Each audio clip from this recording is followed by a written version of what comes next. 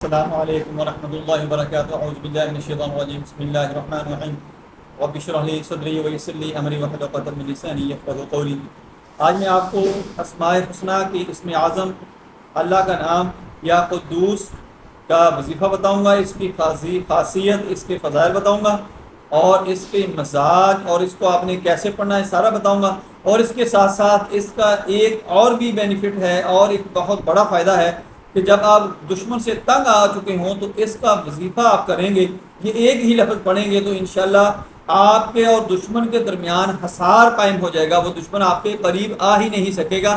یہ آپ نے کس طرح پڑھنا ہے یہ ساری ڈیٹیل میں آپ کو آگے چل کر بتاؤں گا۔ سب سے پہلے آپ نے یہ کرنا ہے کہ اس ویڈیو کو آپ نے لوگوں کے اندر شیئر کر دینا ہے، اس کو لائک کر دینا ہے تاکہ جن لوگوں تک میری ویڈیو نہیں پہنچ رہی ان تک پہنچنا شروع ہو جائے، اور آپ نے اس ویڈیو کو اس طرح دیکھنا ہے، سننا ہے، سمجھنا ہے اور یہ وظیفہ کرنا ہے، اس پر عمل کرنا ہے۔ آپ کو بھی فائدہ ہوگا، مجھے بھی فائدہ ہوگا، یہ صدقہ جاریہ ہے، اس میں شامل ہو جائیں، آپ کو انشاءاللہ بہت زیادہ فائدہ ہوگا۔ اللہ کی ذات آپ پر رحمت فرمائے۔ میں ہوں ڈاکٹر حافظ عبدالستار انجم، آپ دیکھ رہے ہیں رقیہ قرآنی ڈاکٹر حافظ۔ آج کا جو اسم اعظم ہے وہ ہے یا قدوس، اس کے معنی ہے پاک اور صاف برائی سے۔ خاصیت اس کی ہے مشترک، اور اس کا مزاج جو ہے خشک ہے، برج اس کا حوت ہے، ستارہ زہرہ، جن شمیوش ہے، معقل اطرائیل ہے، خاص جو کوئی ہر روز زوال کے وقت پڑھے دل اس کا صاف ہو، اور جو کوئی بعد نماز جمعہ کے اس کو روٹی کے ٹکڑے پر لکھ کر کھائے فرشتہ صفت ہو جائے۔ اگر دشمن آپ کے اوپر حاوی ہو گیا ہے، آپ دشمن سے راہ فرار کے علاوہ آپ کے پاس کوئی رستہ نہیں ہے کہ آپ دشمن سے بھاگ جائیں، اپنی جان بچائیں یا اپنے آپ کو نقصان سے بچائیں، تو آپ نے یا قدوس جو ہے یہ بلند آواز سے، آہستہ آواز سے، درمیانی آواز سے پڑھنا شروع کر دینا، پڑھتے ہی رہنا ہے، پڑھتے ہی رہنا ہے۔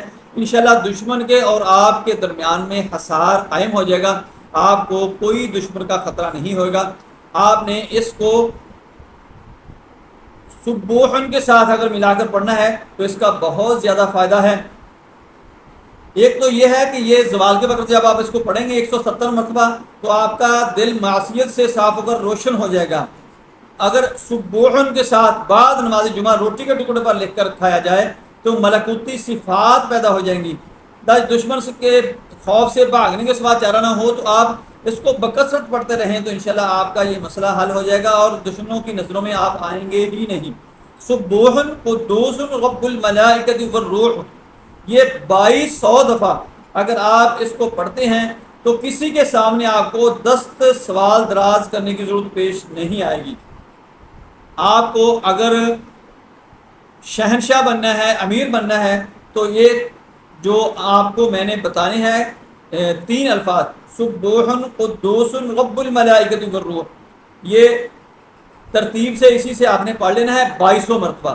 انشاءاللہ آپ کو کسی کے آگے کبھی بھی نہ جھکنا پڑے گا یا نہ آپ کو دست سوال دراز کرنا پڑے گا۔ السلام علیکم ورحمۃ اللہ وبرکاتہ۔